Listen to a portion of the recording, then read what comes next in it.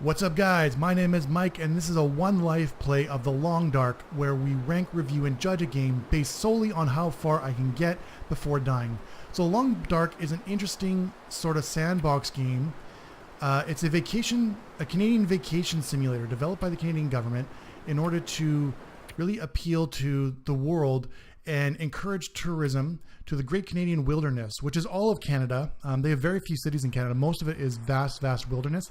And the cities that they do have are typically just, airport stops as people move on to other more civilized places. So it's a Canadian vacation simulator. We're going to see all the sights and sounds and the entertainment that Canada has to offer. We've apparently been dropped in because there's no airport here.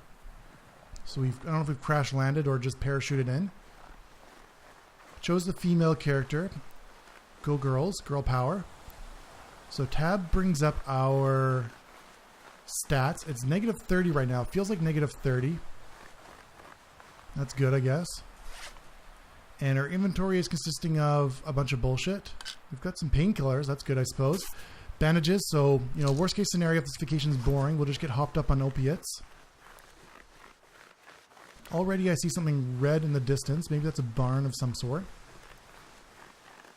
I'm pretty sure we booked a hotel room. I just don't know where that hotel room is. We might have to go and find it. Mushrooms? Do we want to get high on mushrooms? Sure, why not? Rip some mushrooms off the tree. Well-known fact, the Canadians are known. Hatchet is required for harvesting. Okay, so we can't hack that shit. It's a well-known fact the Canadians are known for spending most of their free time tripping on opiates and mushrooms. So in order to get the true Canadian experience, we're going to have to definitely try out those mushrooms. So we seem to be... Pick up a stick? Sure. What is that red thing? I can't even see what that red thing is. Is it a stump or is it a building? There's a deer over there. Don't have a gun. Do we? Nope. We chose the vacation package without a gun, so we're not able to murder the local wildlife. We'll rectify that as soon as possible. Another deer down there. What is this? Birch bark. Sure, I'll take that. This game also simulates the true Canadian experience of simply going out into the wilderness and ravaging nature for our own benefit. Fingers are numb. Oh, this is the tale of a plane. That's what it is.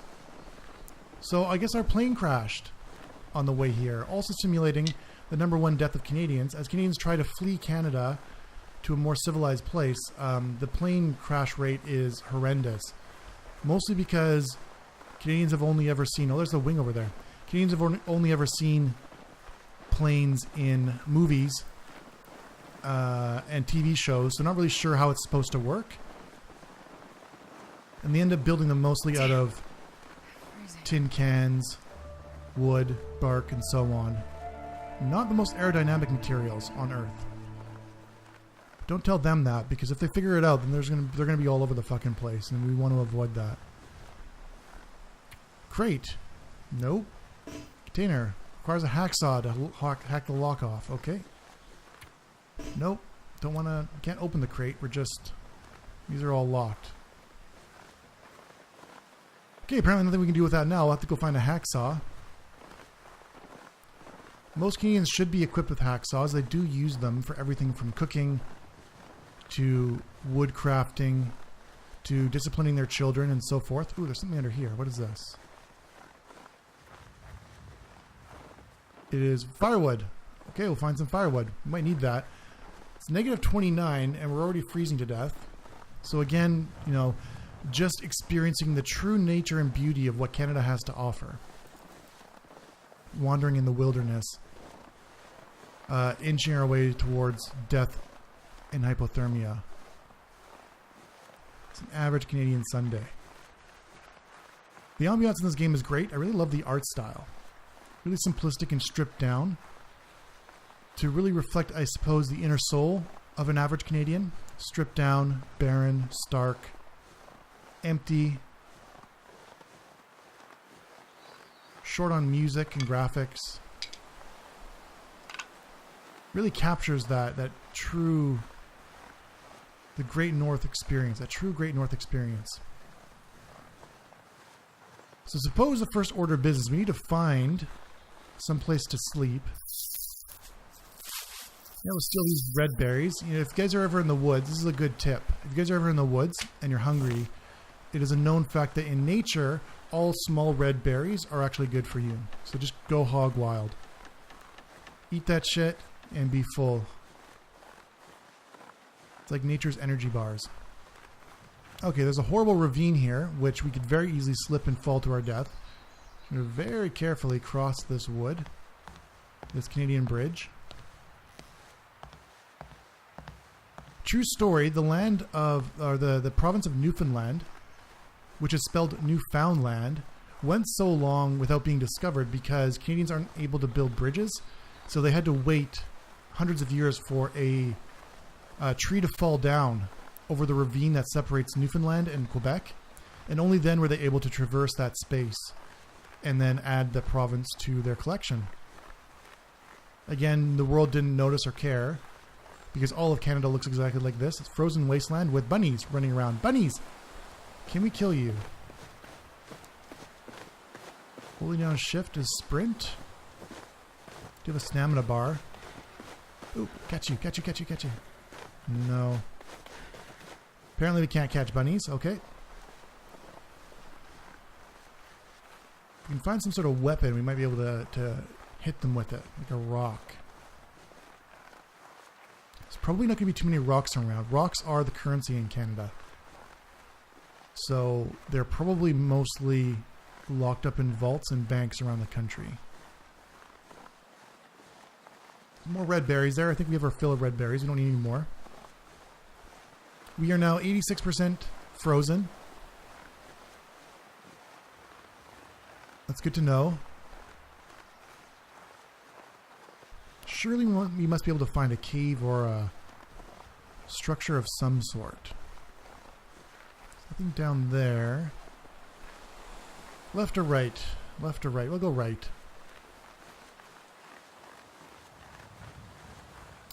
Right, as Canada did during World War II when they joined the fascist nation. And they were actually allied with Hitler during World War II. Luckily, the U.S. couldn't be bothered invading them because it was cold as balls. Like this game takes place in August, which is their peak vacation season, peak tourism season. And the U.S. just couldn't be bothered to invade just because it was so fucking cold. And they knew the Canadian army wasn't going to even throw. They were mostly armed with sticks. As I mentioned before, the rocks are currency in Canada, so they weren't going to throw rocks. And they figured their defenses could guard against sticks no problem. So, okay, we found a beautiful dead Canadian moose. Or deer carcass with a broken arrow. And what can we do with this thing? Carcass more than 50% frozen. We cannot use our bare hands to eat it. Well, that sucks. Don't think we're hungry. We're just freezing to death. So hunger is okay for now. Let's head over here, I suppose. There's a rope of some sort. Can we climb this rope, I wonder? There's no jump button as far as I can see. There's shift for run. There's space for this. There's tab for your status. And there's I for your inventory. Mountaineering ropes. How do I... Oh, I click it. Okay, click to use. Alright, so we're engaging in one of the most known Canadian activities, which is mountain climbing. Most Canadians have to climb mountains to get from place to place.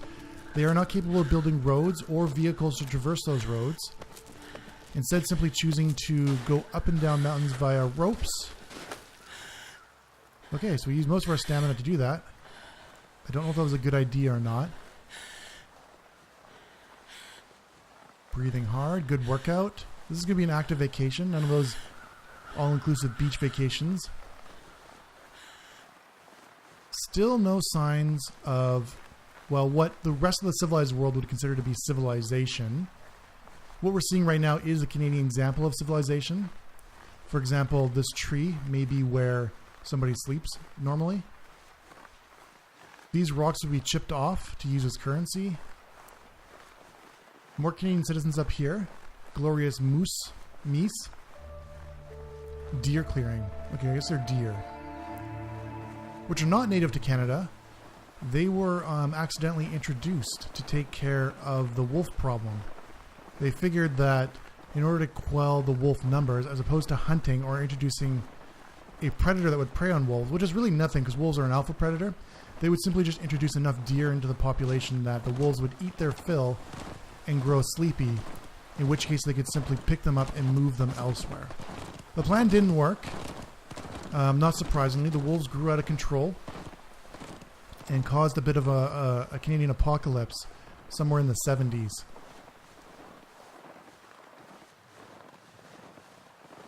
Thousands and thousands of Canadians were eaten by wolves who grew strong on deer protein. So there we're seeing a few examples of some of those leftover deer. Still no shelter. Not surprising. See what's on top of this mill. Maybe we can get a good look at our surroundings on top of this hill. I chose random for the starting location. Might have been a bad idea.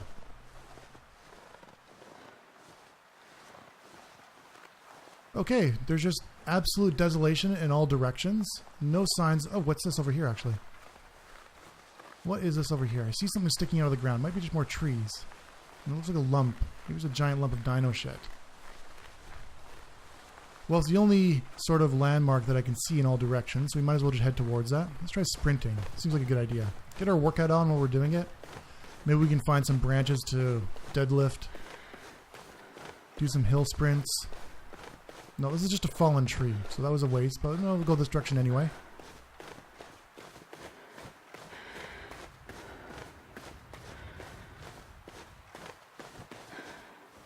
Can't do anything with the roots there. This is what's known as a failed Canadian bridge, a corrupt Canadian bridge. Put some more sticks. If we can't find shelter, we might just have to build a fire out in the open, so we might as well collect some tinder while we're at it. We'll figure out how to build a fire. Still negative 24. Feels like negative 24 with the wind chill. We're getting tired as well. A little peckish.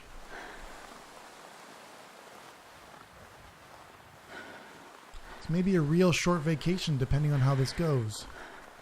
Because if we can't find shelter, more than likely we'll meet the typical Canadian fate and simply just die out in the open. I see some overhead birds. Maybe it's some more meat. If the meat is less than 50% frozen, then perhaps we can eat it. That'd be a good idea. We'll walk up this hill and see what we can see. Another hill, get our bearings on our surroundings. We're 63% frozen, so when we hit another 13% down, at least somebody can't eat our body without tools of some sort. The sun is also huge. You can notice the size of the sun. That's actually typical. Oh, and now we have hypothermia. Excellent. That's good news. The sun is so close because Canada is so close to the sun. We're so far north. More than 50% frozen as well. Perfect.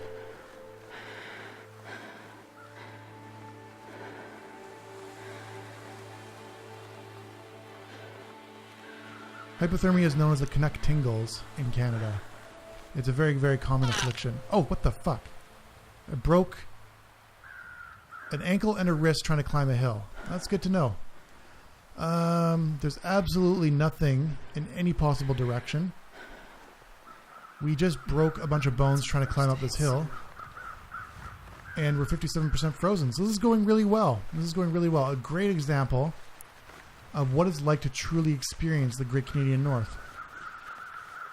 Let's see if we can get down this hill without dying.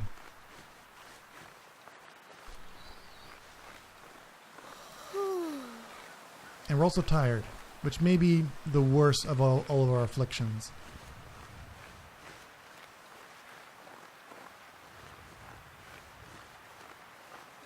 How do we heal ourselves? Shift, no, space. Space, first aid. Okay, so let's get hopped up on painkillers. So our ankle, we'll fix our wrist as well. Soon I'm gonna faint. We need to remain above freezing for 24 hours. Well, it's negative 26 out here. That might be a little bit difficult.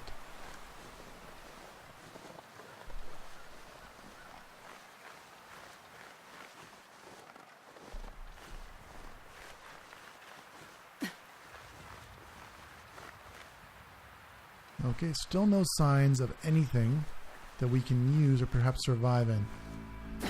We're gonna try our best to maybe make our way down this hill.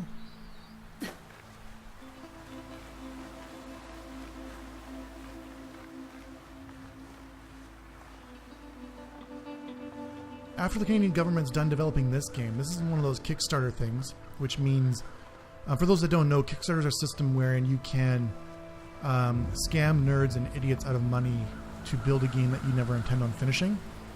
Obviously, Canadians were mailing in their rocks by the tens of thousands to this game, which is why I never really got finished. It's still in sandbox alpha mode. But once they're done doing this, they're going to do an expansion. If they ever complete this one, this is the Rocky Mountain edition. So they're going to do the beach edition, where you get to die of hypothermia on a beach, a glorious Canadian beach in the frozen north. So I'm really looking forward to that because, from what I've read, this is my first playthrough of this game. But from what I've read, the replay value in this game is not high after you die a few times in the mountains and woods of hypothermia. So people are really looking forward to being able to die of hypothermia on a beach, just for a little variation.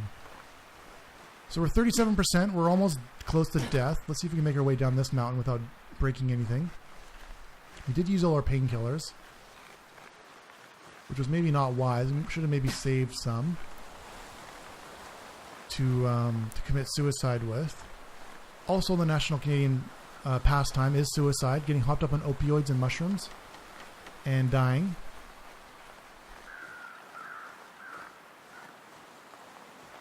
See some more Canadian skyscrapers here. Great examples of their architecture. Or they claim to be their architecture. Of course, we all know these are known worldwide as trees. But since Canadians don't have a passport system, they're not allowed to leave the country. And since their planes crash as they try to, they don't actually know that trees exist elsewhere in the world. Ooh, there's more birds down there. Perhaps another corpse we can ravage. And if not, at the very least, maybe we can just simply die next to it. And make it convenient for the next vacationer to find our body. It'd be like a 2-for-1. See if we can make it down here without breaking anything. Oh, fuck. Okay, so we broke our ankle again and tore our clothing. Oh, there's a guy down there. There's a dude. It's an example of an actual... Oh, fuck. An actual Canadian. Fred, is that you? It's Fred the Canadian down there, laying at the bottom of the cliff. Let's go see if we can say hello to Fred. Fred is a fucking idiot who managed to get himself killed out here. Slowly making our way down with only one broken ankle. Echo Ravine. Okay, so Fred, poor bastard, let's steal your corpse. From your corpse? Nope, nothing. We'll take your scarf, your axe, and we'll ravage your backpack. Got some decent mittens. On a scale of 1 to 10, most Canadian people and products only ever reach decent. So we'll wear this, I suppose. It'll keep us a little bit warmer. And we'll wear that. You see the little up arrows mean it's going to be more warm for us, I suppose. And what else? We're hungry, we're dry mouth, but mostly we're just exhausted and freezing. Eating won't take care of that. So it's a little known quirk of Canadian international law. They follow the playground rules of finders keepers. So when we're stealing from them, technically by the Geneva Convention, it doesn't count as stealing when we take things off their corpses. Because finders keepers works both ways. Most of the Canadian economy is powered from stealing off dead bodies of other Canadians. You know, when they go on vacation and they end up dying in the woods.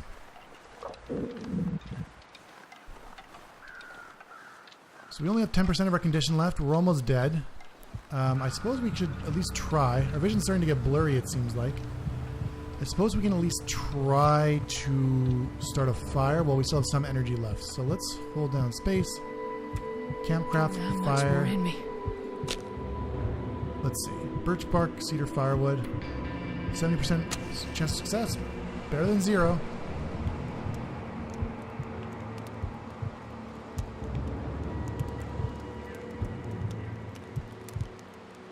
Come on, little fire. That's right. Come on, little fire. Come on, little fire. Who's the good little fire? Come on. Come on. You're my only hope of not freezing to death.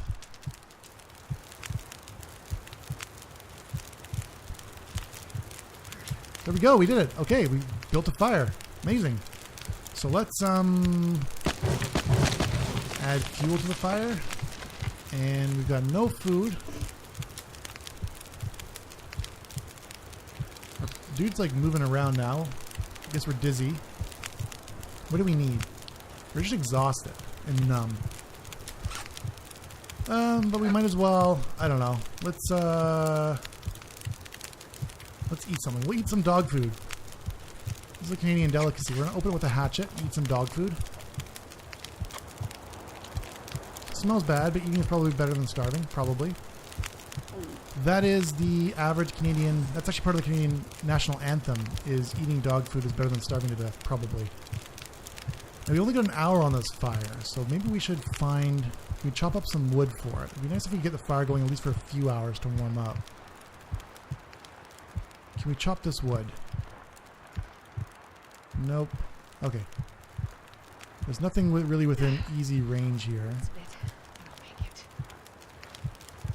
So maybe we'll just risk it falling asleep. Nope. We have a sprained wrist from walking. That makes sense. Let's see. This. Hold on space. We're going to do campcraft bedroll. And we're going to sleep for... No, we might as well just sleep for some time. We'll see if we freeze to death in the middle of the night and see what happens. Rest for 8 hours. We're getting some warmth from the fire. With any luck, the bedroll will keep us alive through the night. We woke up freezing. The fire's burned out. Pick this up. But we woke up with less freezing to death than we went to bed with. So, all in all, a great night. Our first night in Canada. Really got a lot of the Canadian experience. Wandering around in the wild with absolutely no signs of civilization, slowly freezing to death, low on food, breaking ankles, and gaining hypothermia. Excellent, excellent, excellent start. I don't know about you guys, but I'm really enjoying this. It really makes me want to, head down to my local travel agency and inquire about other Canadian vacations, only so I can take their brochures and take their business card and then go buy the vacation on Expedia anyway. Everyone else said, have you guys ever walked into a travel agency and they all of a sudden perk up from the dark depression and despair in the mall of their lives? Oh, it's getting dark. Darkness is closing in on us. And, to answer, they're there sitting there at their little desk ready to answer all your questions. And then you're just asking them like, hey, where's the food court? And you could just see the utter desperation and depression cross their face. Truly a Canadian inspiration. Travel agents. We are just about fucked. Might as well just keep walking so we don't die standing in place. We'll die a true foreigner death on our feet, head up, drunk as fuck, and that's it. We faded into the long dark. That's it. So we lasted a day. Let's see. We discovered 3 locations. We explored only 2% of the world. We lasted 7 hours and 47 minutes. So we didn't even last a standard working shift in the Canadian wild on our vacation. So I guess that's it. We died. I'll rate this game on a scale of best game ever to worst game ever. I'll rate it as a worst game ever. The random one may have been a bad choice to choose from. There might have been something easier to choose from that would have given us access to maybe a place to sleep or some food to eat. So it was maybe my fault for choosing random. But overall, I feel like in terms of a Canadian adventure, it really captured a lot of the environment, the desolation, the depression, but without a bunch of actual Canadians walking around trying to talk your ear off about hockey and beer. It was really missing that, je ne sais quoi, so to speak. So that's all I got for today, guys. Thanks so much for watching. Please join me next time for the next very world famous One Life play. Much love, many kisses. Talk to you soon.